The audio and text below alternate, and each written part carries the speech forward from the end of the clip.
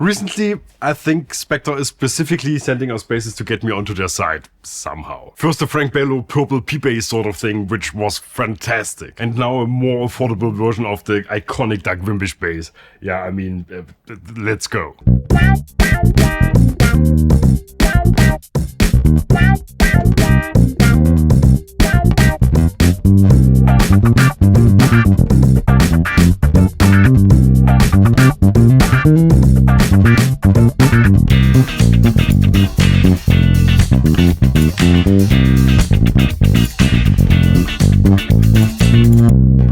Hi and welcome to Bass the World, the channel where we try all kinds of bass gear. My name is Gregor Fries and on bass we have the wonderful Kai Lemke today playing this. The Spector Doug Wimbish Euro 4 model in amber. This specific version is a rather rare variant with an aged finish, made to look exactly like Doug's original 1987 NS2 bass. It's nicely done, not one bit over the top. At the very beginning I mentioned this is a more affordable version, which is technically true, but a little warning up front, it doesn't necessarily feel like it. This is a European-made bass that costs roughly half of the US-made version, which is still premium money, but this is because this is a premium bass in every aspect. The difference to the US version, I think, is marginal.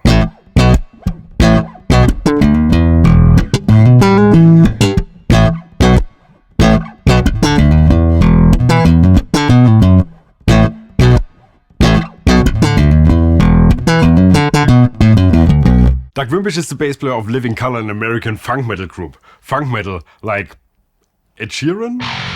I got to see them live a few years ago in Chicago and I've met him before a few times here in Germany. What a cool dude and what a bass player. He's very well known for his unconventional style and using tons of effects, long before this was actually a thing for bass players. That's why I made sure we record this bass in its natural habitat.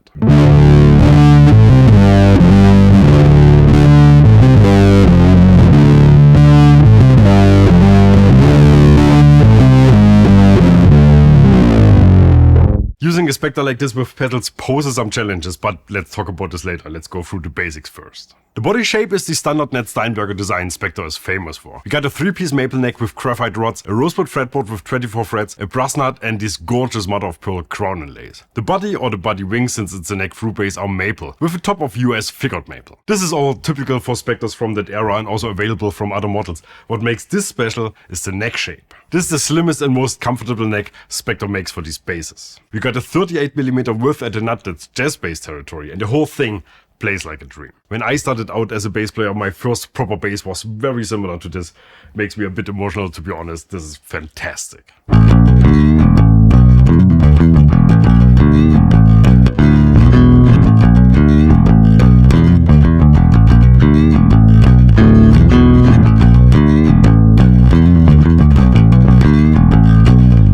The pickups in here come from EMG. They're Doug's signature set, which is basically made like the EMGs that were available back in the day. They're not really an innovation nowadays, they're rather historic. You got the P-bass in the neck position giving you warmth and oomph. One of the best slap sounds if you're asking, and together with the preamp, an incredibly versatile setup, putting every traditional P-bass to shame. Then we have the single coil at the bridge. It sounds substantially weaker. You can use it on its own, but then you need to turn the bass EQ all the way up. It's rather used to work together with the neck pickup to create a sound that's a bit more flat, which is super useful for those moments when you don't want to sound big and dynamic.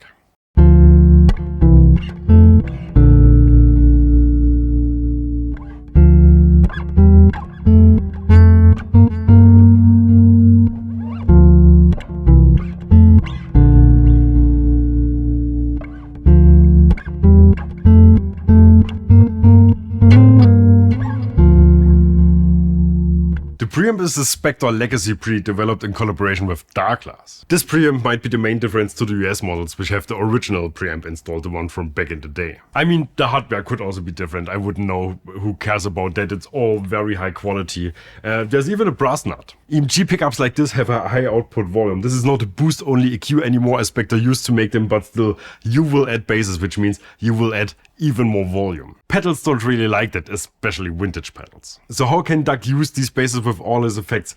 I've never asked him, but I would go with that one thing that always works. Just turn the volume down. These are active pickups and an active preamp. They won't suffer a bit if you do that, unlike passive instruments do sometimes.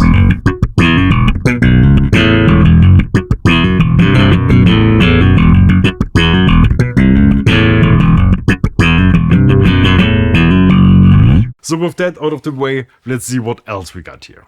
A lightweight bass, only weighs 3.8 kilos, that's 8.3 freedom kilos. It's nicely rounded to accommodate my rather round body, which is very thoughtful. We got a super comfortable neck, great sounds. I mean, it doesn't get much better if you like these sort of basses. Congrats to Spector and Doug for this almost 40-year-long partnership. I really like this bass, and it will be hard to let it go. Maybe I will just pretend the video isn't finished yet, so I can have it around for another week. This is a good day. Here's a video of the Frank Bello bass. Here's a fabulous bass to drop, and otherwise, thanks for watching and bye. BassTheWorld.